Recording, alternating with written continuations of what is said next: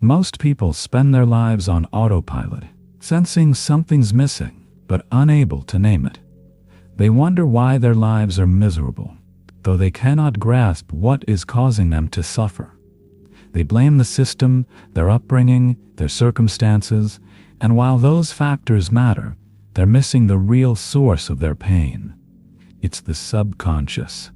It's what causes the war happening inside their own mind. You see, you have more than one self, dozens of fragmented selves, each fighting for control. They each have their own belief systems you didn't choose, and conflicts you can't see. Your conscious desires are constantly sabotaged by these invisible forces in your subconscious. This internal division doesn't just create suffering, it blocks you from becoming who you're meant to be. But what if those inner wars could end? What if you could unite the warring factions within and finally experience psychological wholeness? What if all the fragments of you could finally remember they were one, and you could breathe again with a clear mind, renewed energy, and a sense of purpose guiding it all? To walk toward that release, today I'm going to guide you through a powerful guided meditation technique based on active imagination, a method developed by Jung that allows you to dialogue with your unconscious, resolve these internal conflicts, and trigger what Jung called the transcendent function, the process of becoming fully yourself. Now, before we start, I'm going to spend the first few minutes explaining how this actually works, not to waste your time, but because if you don't know what you're doing, this won't work. You'll just be daydreaming instead of actually resolving anything. The theory is what makes this effective instead of pointless. If you already know the concepts, skip ahead for the guided session. If not, stay with me. These next few minutes will determine whether this changes your life or does nothing. So let's begin with the diagnosis. Let's name what's really happening inside you. First, let's meet the two forces at war inside you. There is your conscious mind, the part you think of as you, the voice reading these words right now, the one making decisions, setting goals, trying to build a better life. Let's call it the captain. The captain is well-intentioned. The captain wants happiness, success, meaningful relationships, creative fulfillment. The captain reads books, makes plans, sets New Year's resolutions. The captain genuinely believes that if it just tries hard enough, thinks positive enough, disciplines itself enough, everything will finally click into place. But then there's the other force, the unconscious. This isn't just a dusty storage room for childhood memories or forgotten dreams. It's not some passive archive you occasionally visit when you feel nostalgic. No, the unconscious is a vast, living ocean of unacknowledged desires, fears, beliefs, and potentials. It is populated by forces that have agency, that have intention, that have been shaping your behavior since you could speak. These are the currents. And here's what you need to understand. The currents are not evil. They are not your enemy, but they are often working at cross purposes to what the captain wants. They were formed in moments of pain, confusion, survival.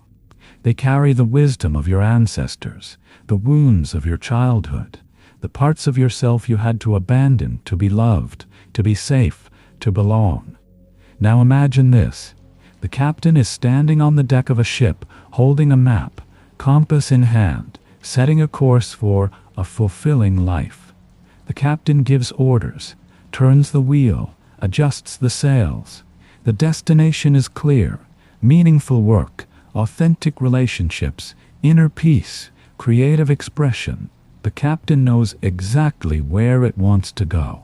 But beneath the ship, deep in the dark water where the captain cannot see, the powerful invisible currents of the unconscious are flowing in a completely different direction.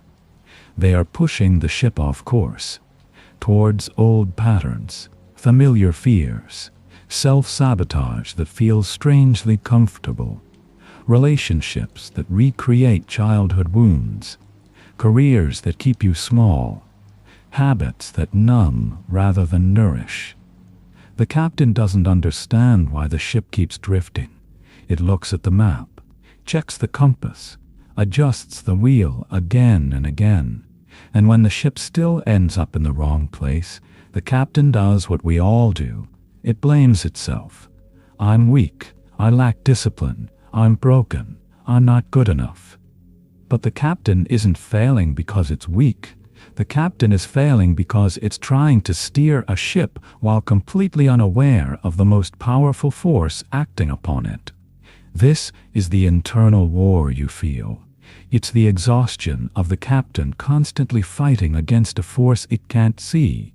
It's the confusion of setting an intention in the morning and sabotaging it by the afternoon. It's the pain of knowing what you want, but somehow, mysteriously, always choosing the opposite.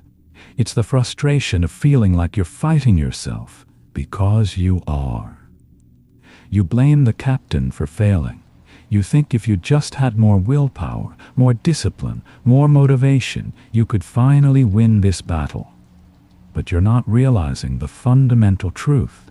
The ship is at the mercy of the currents. This is why willpower alone often fails. This is why positive thinking, without deeper work, often crumbles under pressure. Because they are strategies of the captain. They are orders shouted into a storm. They are a conscious mind trying to override unconscious forces it doesn't even know exist. And you can shout louder, you can make better plans, you can set more ambitious goals, but until you acknowledge the currents, until you learn to work with them rather than against them, you will always feel like you're rowing upstream. So what's the solution? The old way is to try and make the captain stronger, to ignore the currents and just power through, to double down on discipline, to shame yourself into compliance, to treat your own psyche like an enemy that needs to be dominated, controlled, beaten into submission. This is the way of willpower, the way of gritting your teeth and forcing yourself forward. And sometimes, for a while, it works. The captain can overpower the currents for days, weeks, maybe even months. But it's a battle of attrition, and it's a battle you will eventually lose. Because the currents are older than you, stronger than you. They have been flowing since before you had language to name them. They carry the weight of every unprocessed emotion, every unmet need, every part of yourself you had to disown to survive. You cannot defeat them. You can only exhaust yourself trying. So what's the new way? The new way is to stop fighting the ocean and start communicating with it. Active imagination is the tool for that communication. Think of it like this. It's like installing a hydrophone on the ship, a special radio, a deep-sea listening device that allows the captain to finally hear what the currents are saying, to understand what they want, to discover why they're pulling in a different direction. Because here's the truth. The currents aren't random. They aren't meaningless. They aren't trying to destroy you. They're trying to tell you something. They're trying to protect you from a danger they perceived years ago. They're trying to fulfill a need that was never met. They're trying to express a part of you that was silenced, shamed, or forgotten. And when you finally learn to listen, when you create the space for that communication to happen, something extraordinary occurs. The war begins to end. Not through domination, not through suppression, but through understanding, through dialogue, through integration. And this brings us to the crucial difference you need to understand. The difference between what most people do and what actually creates transformation. Daydreaming is the captain telling himself a story. It's the conscious mind creating pleasant fantasies, spinning narratives it wants to be true, rehearsing conversations that will never happen. Daydreaming is directed. It's controlled. It's the captain staying firmly at the wheel, imagining a different ocean, but never actually listening to the one beneath the ship. Active imagination is the captain learning to listen to the story the ocean is telling. It's fundamentally different. In this process, you don't invent. You invite. You don't direct. You dialogue. You don't force an image or a narrative. You create a space, a respectful, curious, open space for these hidden forces to take on a shape, a voice, an image, so you can finally meet them face to face.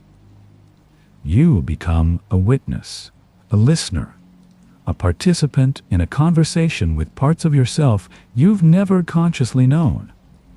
And in that conversation, something shifts. The captain realizes the current isn't a mindless force to be battled. It's a fragmented part of the self with its own intelligence, its own story, its own reason for being. And when that part is finally seen, finally heard, finally acknowledged, it can begin to change. It can release its grip. It can integrate. This is the medicine. Not control, not domination, but relationship. A relationship between the conscious and the unconscious, between the captain and the currents, between the parts of you that have been at war for as long as you can remember. Now I know what some of you are thinking. This sounds abstract. This sounds vague. How do I actually do this? That's exactly what we're about to explore. Because active imagination isn't some mystical, formless practice you stumble through hoping something happens. It has a structure. It has steps. And when you understand those steps, when you follow them with intention and respect, the process becomes both safe and profoundly effective. Our journey today will have 4 simple steps. Step 1, grounding. We begin by arriving in the body. Not rushing past it to get to the interesting part, not treating it as an obstacle to transcend, but arriving fully in the physical sensations of this moment. Why? Because the unconscious speaks through sensation. Before it gives you images, before it gives you words, it gives you feeling. A tightness in your chest, a heaviness in your stomach, a restlessness in your limbs. These aren't distractions. They're the language of the currents. They're the first signal that something beneath the surface is trying to communicate. So we start by listening to the body, by slowing down enough to notice what's actually here, by creating a foundation of presence that allows everything else to unfold. Step 2, invitation. Once you're grounded, once you're anchored in sensation, you invite an image or feeling to emerge.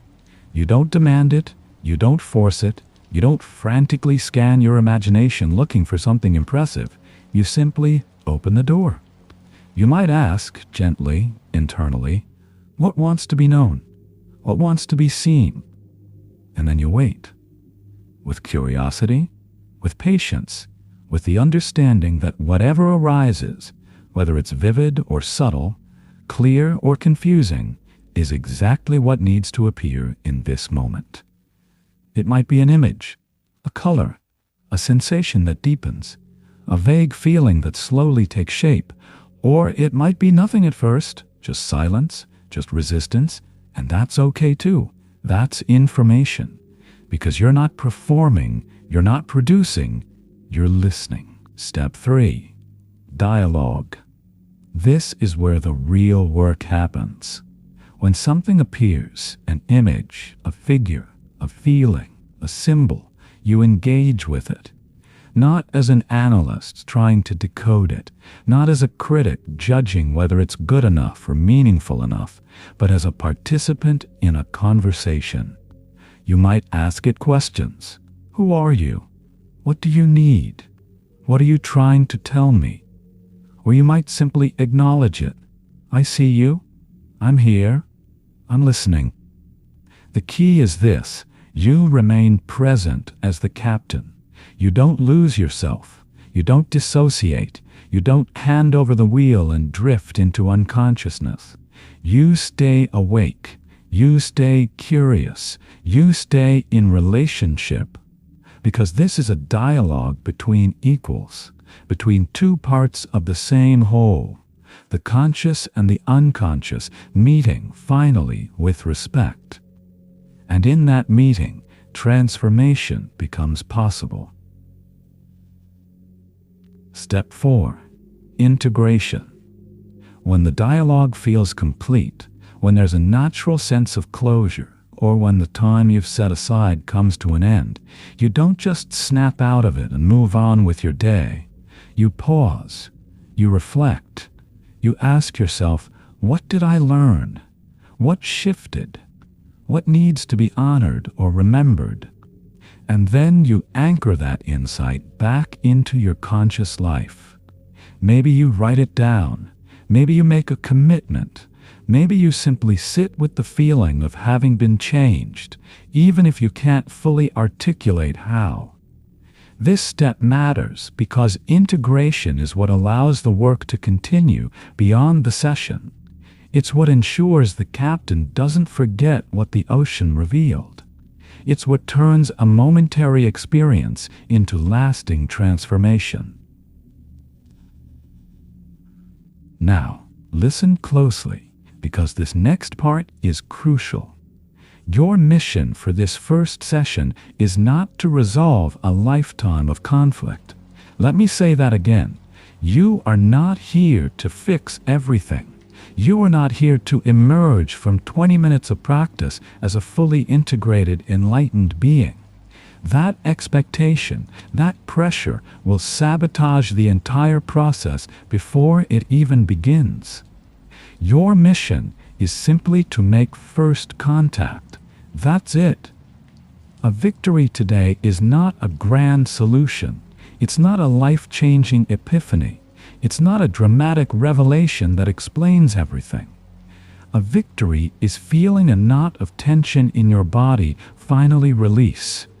A victory is a single surprising image appearing in your mind, something you didn't consciously choose, something that feels like it came from somewhere else. A victory is the feeling of shifting from anxiety to genuine curiosity, from resistance to openness, from the exhausting effort of control to the relief of simply being present. Any one of these is a profound success. Any one of these is the first step toward wholeness. Because the work doesn't happen in one session. It happens in the accumulation of sessions. In the patient, persistent practice of showing up, listening, and allowing the relationship between conscious and unconscious to deepen over time. So release the pressure, lower the stakes, show up for this session not as a test you need to pass, but as an invitation you're choosing to accept. Your goal is not to trance out, fall asleep, or lose consciousness. Your conscious mind, the captain, must remain present as a stable, curious witness. This isn't hypnosis. It isn't dissociation. It isn't about abandoning your awareness and drifting off into some altered state where you have no agency. You are a participant in a dialogue, not a passenger on a ghost ship. You remain awake. You remain aware. You remain engaged. The captain doesn't need to control what arises, but it does need to stay present to meet it. Rule number 2. Greet every messenger.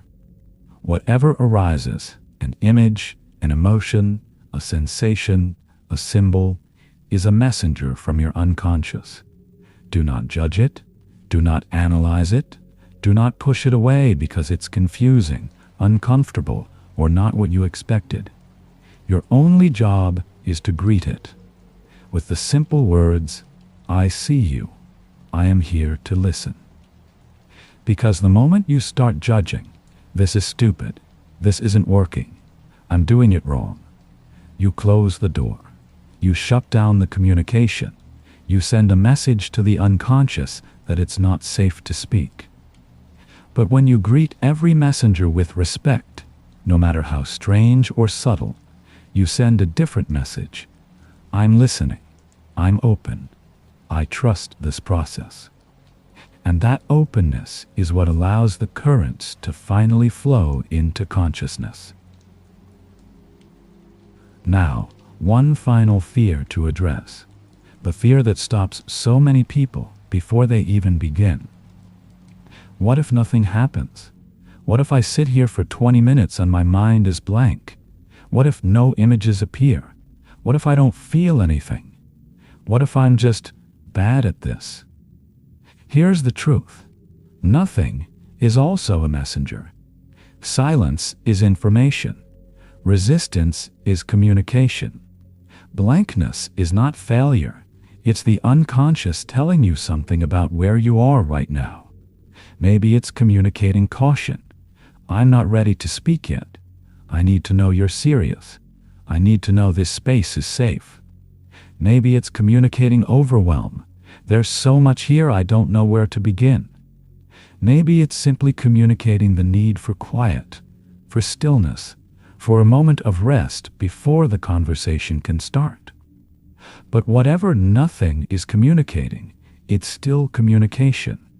And the act of showing up and being willing to listen, even if you hear nothing at first, is the work itself. There is no way to fail.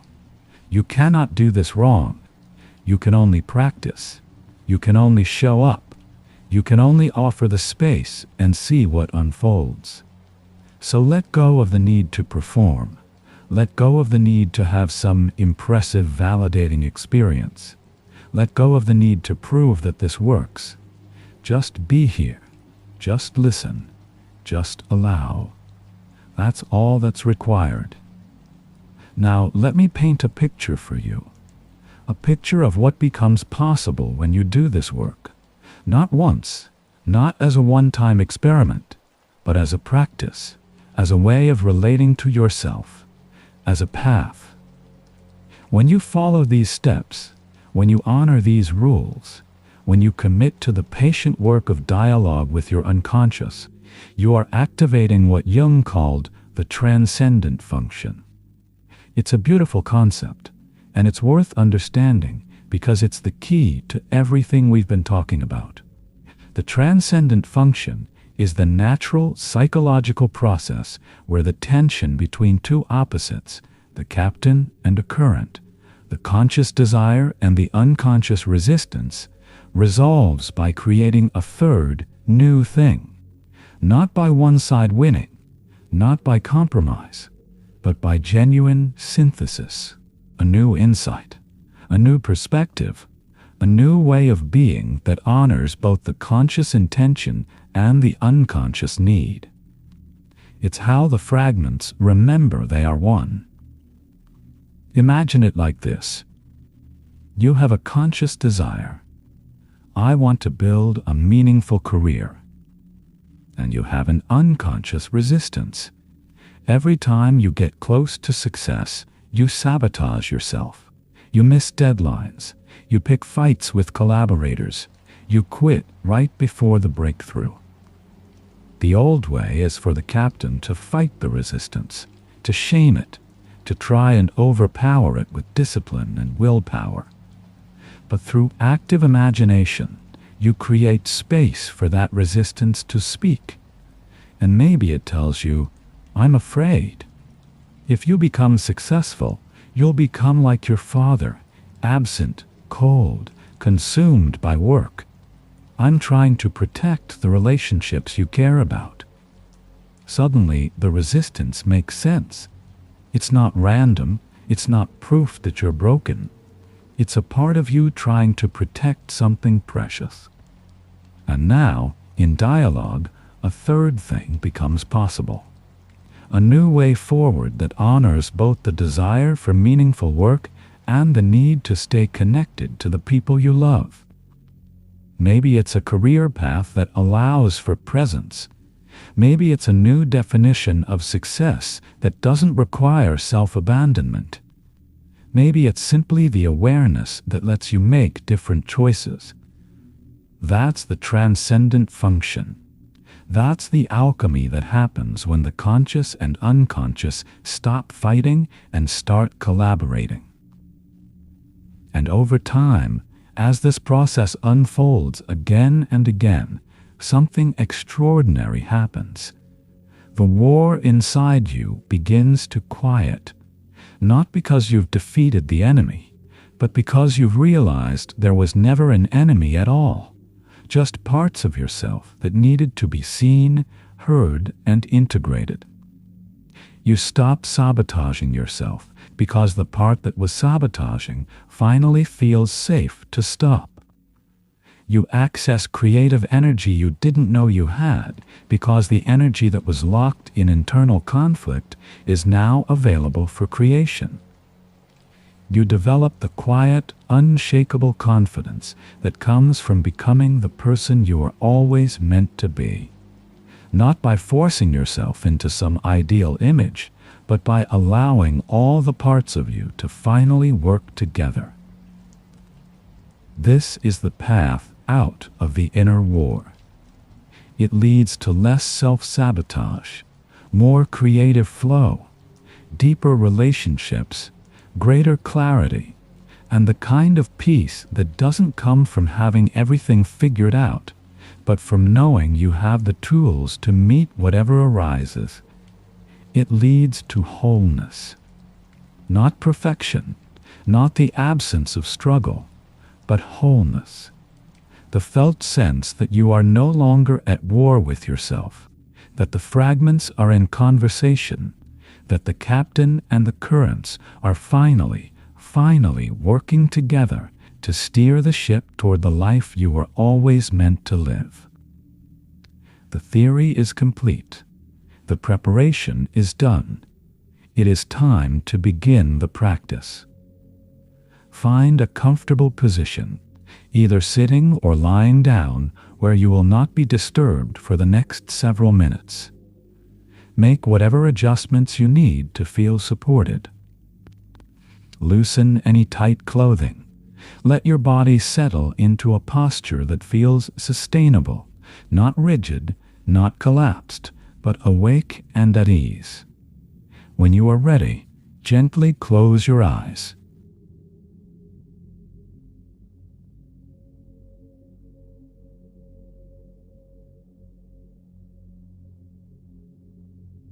Find a position where you can be both relaxed and alert. This isn't about falling asleep, but becoming present to what's here. Close your eyes if that feels right, or soften your gaze downward. We're going to meet something in you that's been trying to get your attention.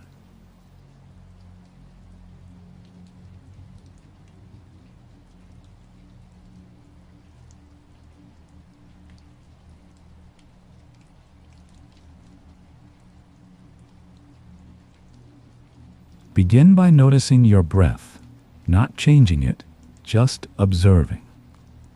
Now bring your awareness to your body as a whole. Notice where it contacts the surface beneath you.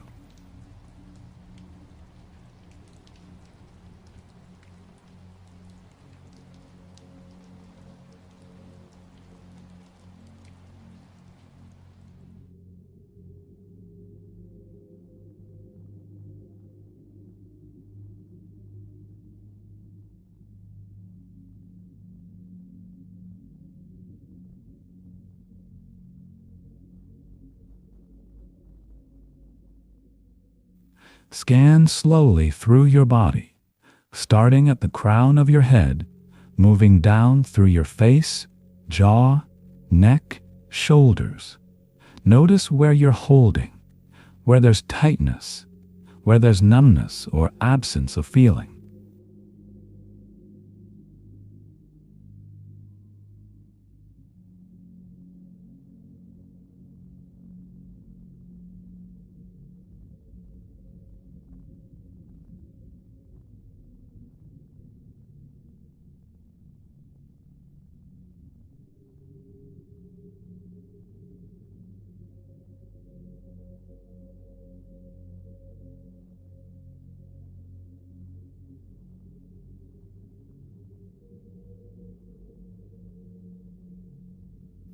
Continue down through your chest, your belly, your pelvis, your legs, all the way to your feet.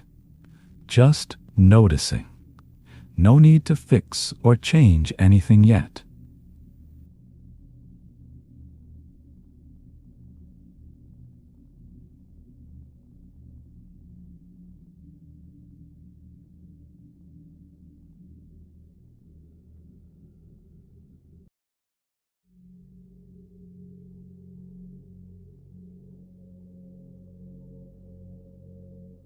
Now, bring to mind the issue you came here to work with, the limiting belief, the reoccurring pattern, the conflict that won't resolve. Don't think about it. Feel where it lives in your body. Where does this issue create sensation, tension, heaviness, emptiness, heat, constriction?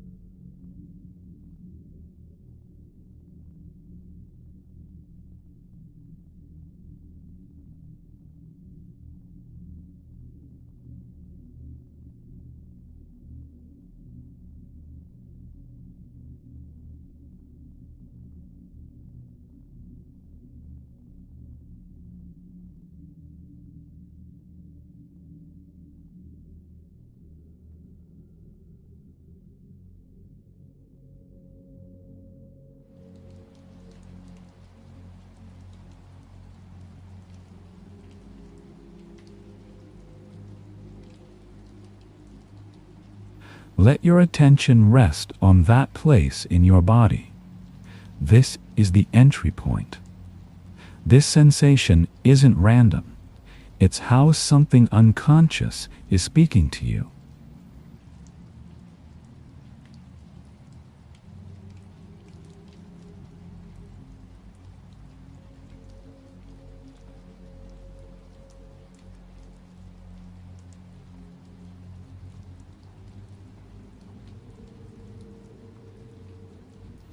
Now, with your attention on that sensation in your body, begin to ask, if this feeling had a shape, what shape would it be?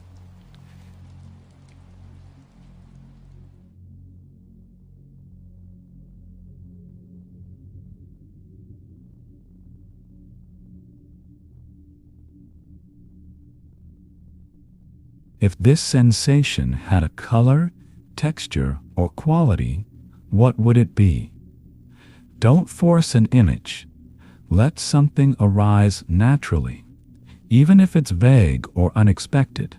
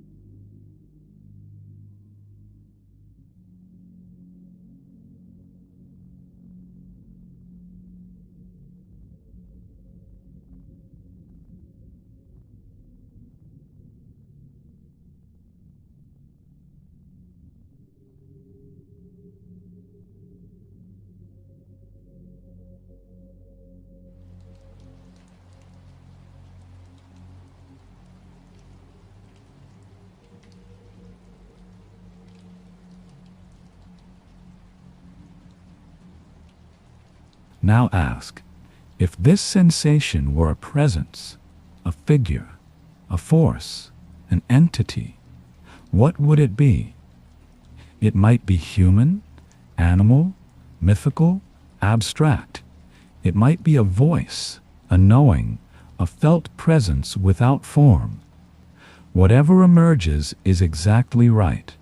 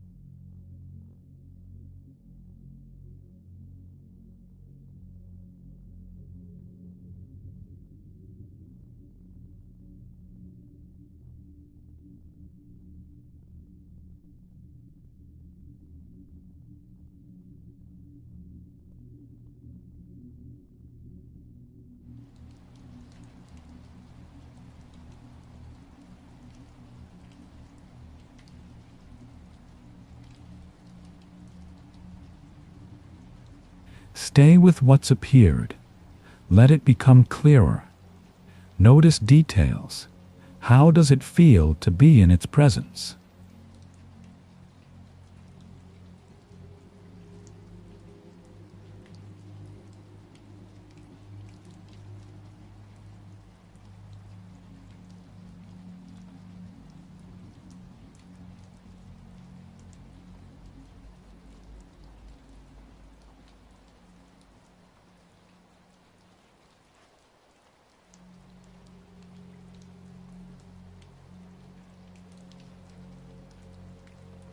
This presence, whatever has emerged, carries something you need to know.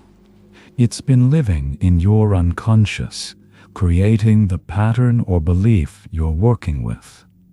But it's not your enemy. It's a part of you that's been split off, trying to be heard. Now we're going to meet it directly.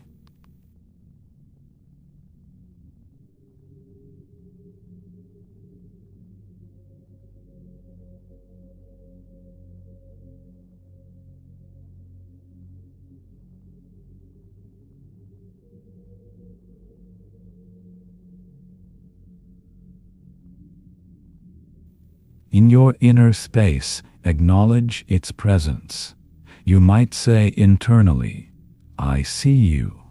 I'm willing to meet you.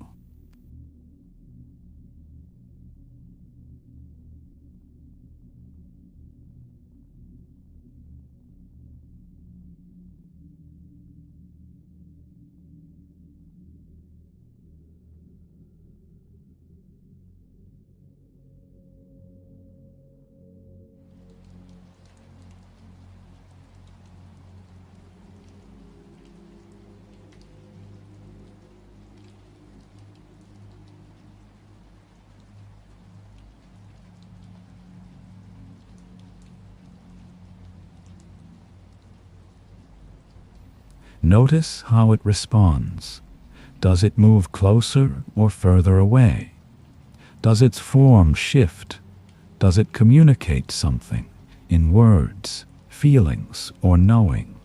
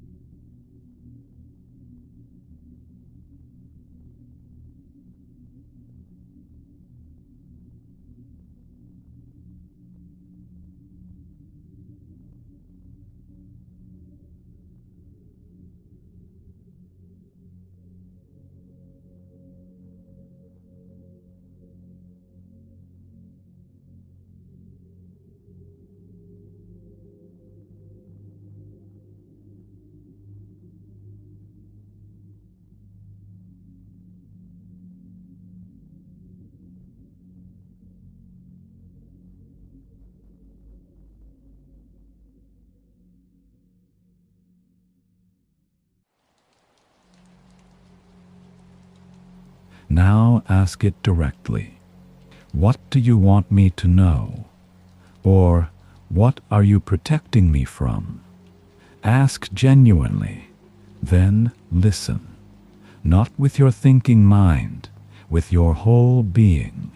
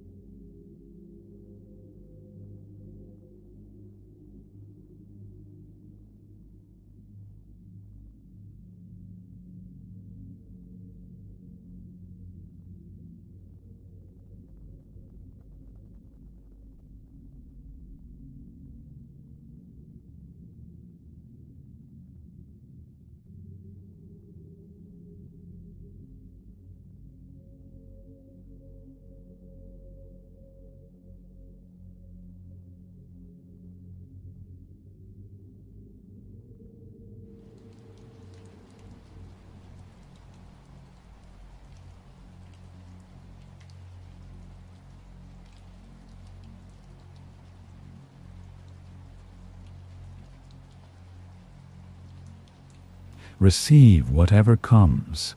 Words, images, sensations, memories, or simply a felt sense of meaning.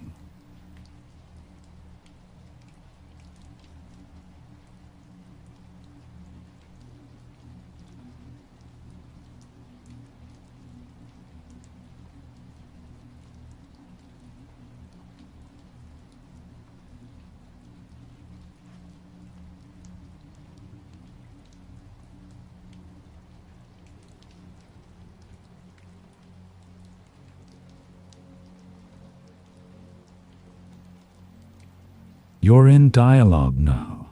This is where transformation happens, not through understanding alone, but through genuine encounter. Continue the conversation. You can ask, "What do you need from me?" Or, "What happens if I keep ignoring you?" Or, "How do we move forward together?"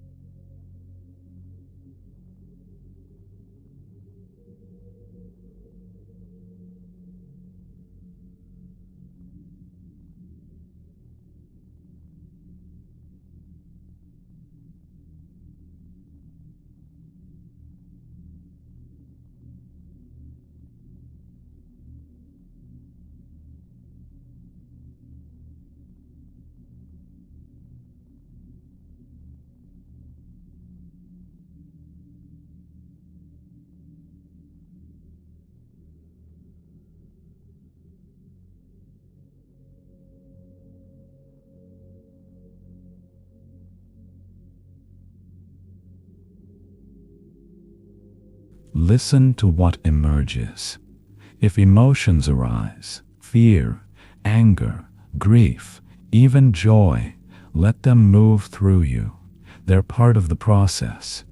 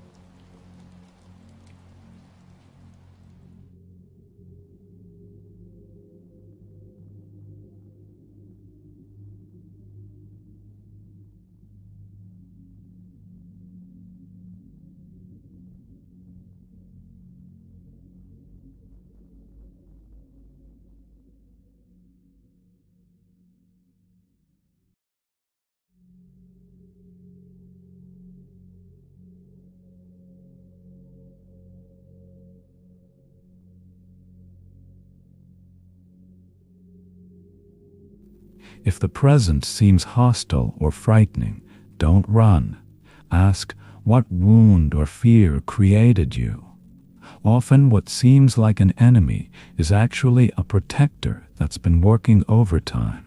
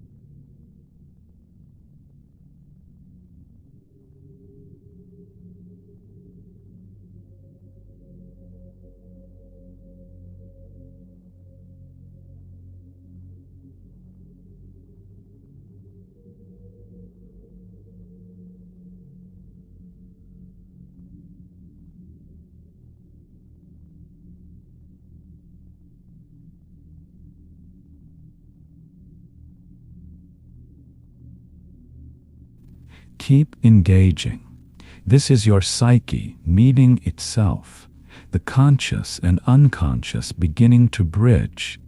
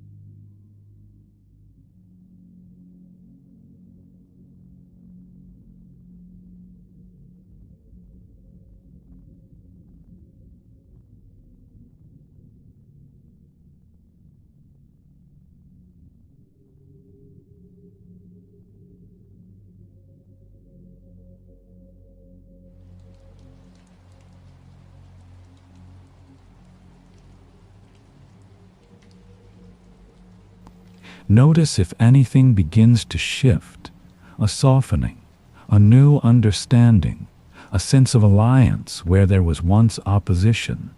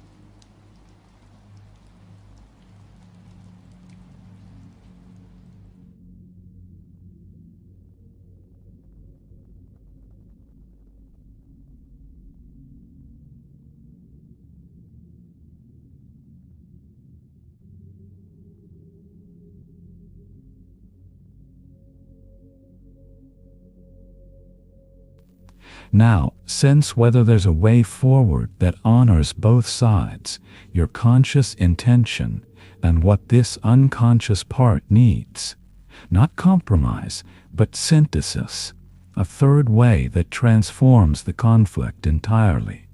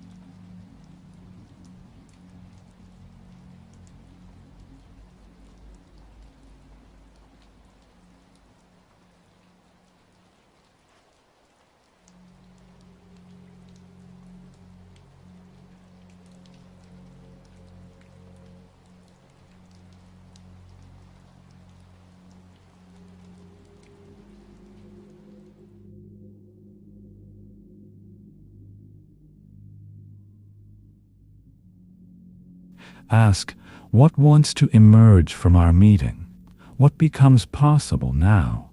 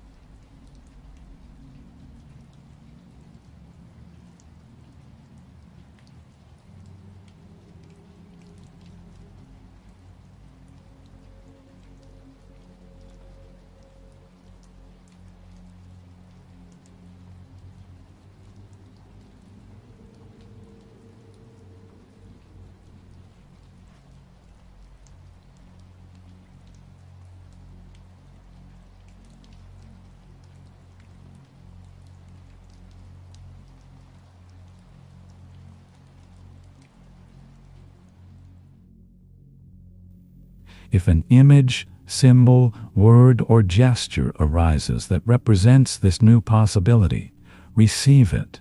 This is the transcendent function at work.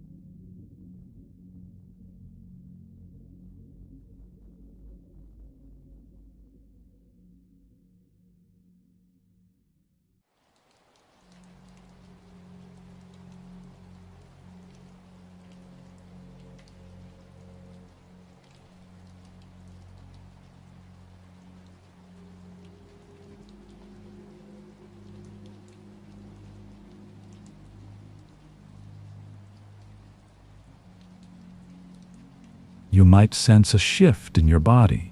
The original tension may have changed, moved, or released. You might see the figure transform, integrate, or reveal its true nature. You might simply know something you didn't know before.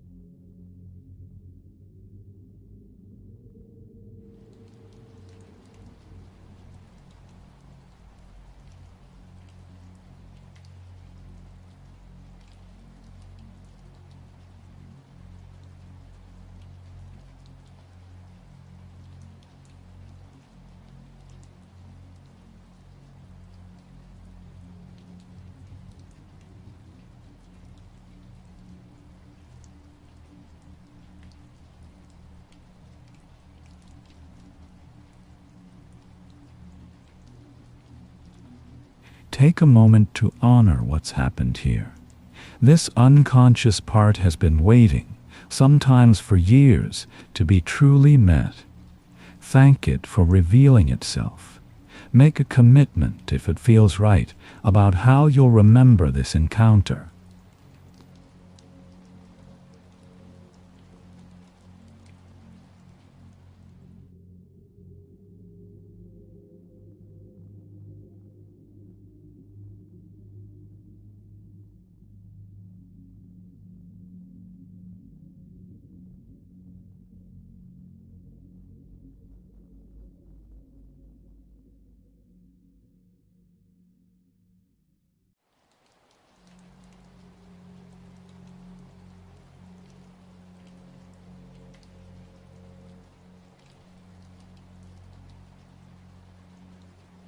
Begin to bring your awareness back to your physical body. Notice what's different. Has the sensation you started with shifted?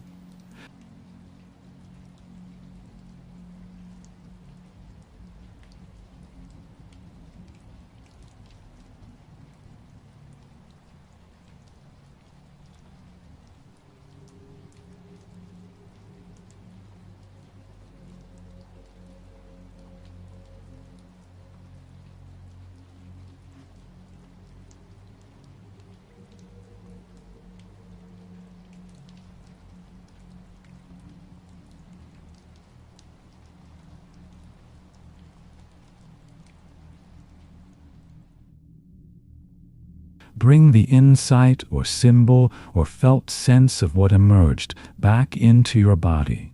Let it anchor in your chest, your belly, wherever it wants to live.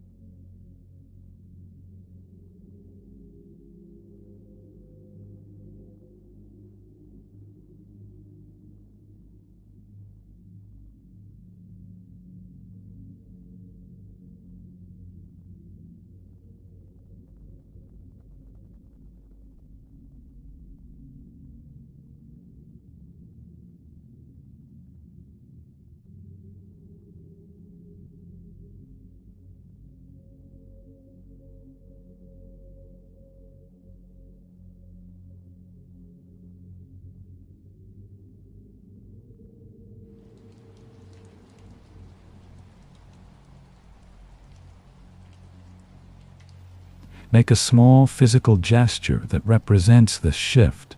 A hand on your heart, an opening of your palms, a straightening of your spine. Something that embodies what's changed.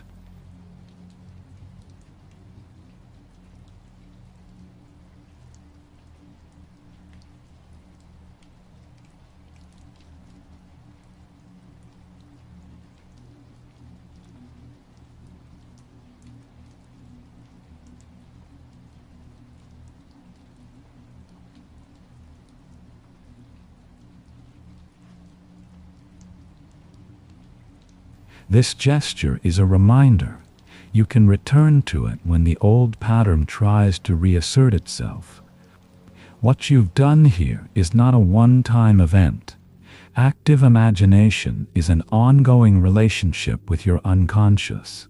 This figure, this part of you, may appear again, in dreams, in waking life, in future sessions. Each time you'll know it better. The limiting belief you came with was maintained by the split, the conscious fighting the unconscious. Now you've begun the bridge. Before you open your eyes, set an intention. How will you honor what emerged today? What concrete action, even tiny, acknowledges this new awareness? When you're ready, take a deep breath. Wiggle your fingers and toes. Open your eyes. Welcome back.